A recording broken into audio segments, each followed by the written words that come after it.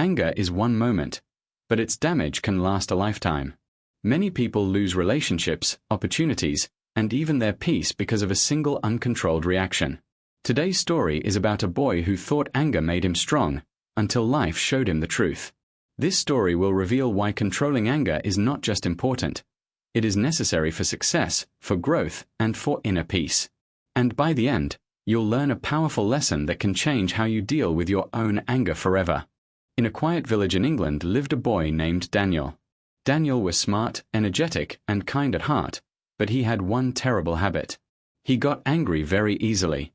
If someone teased him, he exploded. If something didn't go as planned, he shouted. If he felt blamed, he argued loudly. His parents tried to make him understand. His teachers tried. Even his friends warned him. But Daniel always said the same thing. This is just how I am. People should accept it.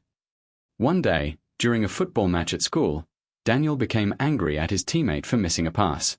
He threw the ball, shouted, and pushed the boy. Everyone watched in shock. The teacher immediately sent him out of the game. As he walked home angrily, he kicked stones, muttered under his breath, and blamed everyone else for his temper. When Daniel reached home, his father quietly called him. "Sit down, Daniel. I want to show you something."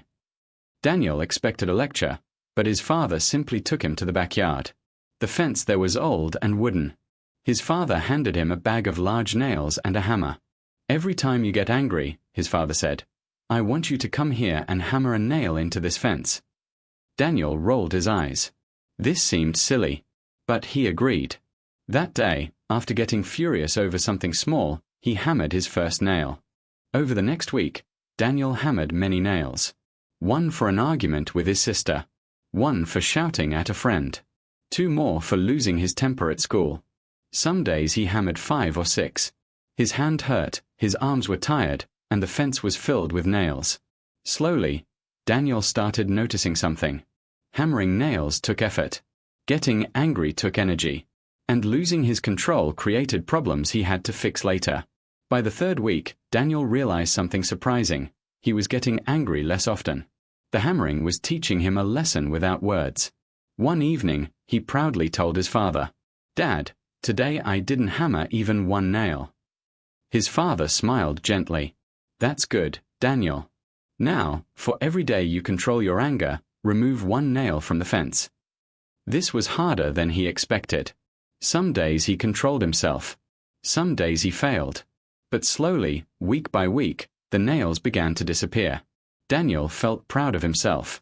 He was changing. Finally, one sunny afternoon, Daniel ran to his father. "All the nails are gone," he said excitedly. His father took Daniel's hand and walked him to the fence. Daniel looked at the fence and smiled, until he noticed something strange. Even though the nails were gone, the holes remained.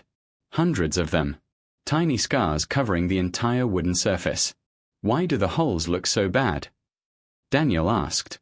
His father placed a hand on his shoulder. "My son, anger is like those nails.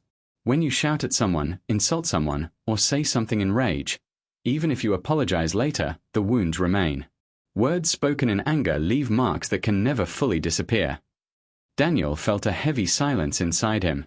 He remembered the friend he pushed during football. He remembered how his sister cried when he shouted at her. He remembered every angry moment, and finally understood. "Dad," he whispered, "I didn't know I was hurting people this much." His father nodded gently. Anger is normal. Everyone feels it. But letting it control you is dangerous. You cannot take back the damage. Daniel looked at the holes again. For the first time, he felt regret, not because he got punished, but because he understood the impact of his actions. That night, Daniel made a promise to himself. "I will never let anger control my life again." The next day at school, something unusual happened. A classmate accidentally spilled water on Daniel's notebook. Everyone held their breath. They expected him to explode. But Daniel took a deep breath and simply said, "It's okay. Accidents happen." His friends looked shocked. His teacher smiled. Daniel felt proud. Slowly, he started changing from inside. He began listening instead of arguing. He started walking away instead of reacting. He paused before speaking. Wherever he went, people noticed the difference. One day, the boy he had pushed during football came up to him and said, "You've changed, Daniel. You're calmer now." Daniel smiled. "I'm trying." His relationships improved. His grades improved. His peace improved.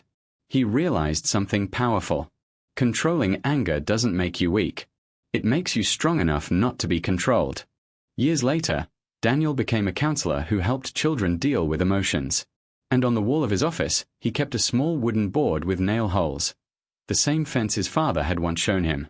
Whenever a child asked him how to control anger, he would show them the board and say, "Look at these holes. This is what anger does to people's hearts. You may remove the nails, but the damage stays. Control your words before they turn into wounds." People listened to him because he wasn't just teaching. He had lived that pain. He had changed himself. He had learned the hard way. And his life became an example for everyone. The truth is simple. Anger is temporary, but the scars it leaves are permanent. You don't become strong by shouting, fighting, or reacting. You become strong by staying calm when your emotions are loud.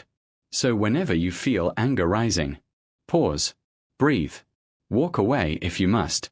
Think before you respond. Because that one moment of patience can save you from a lifetime of regret. Daniel's story teaches us one unforgettable truth. Control your anger before your anger controls you.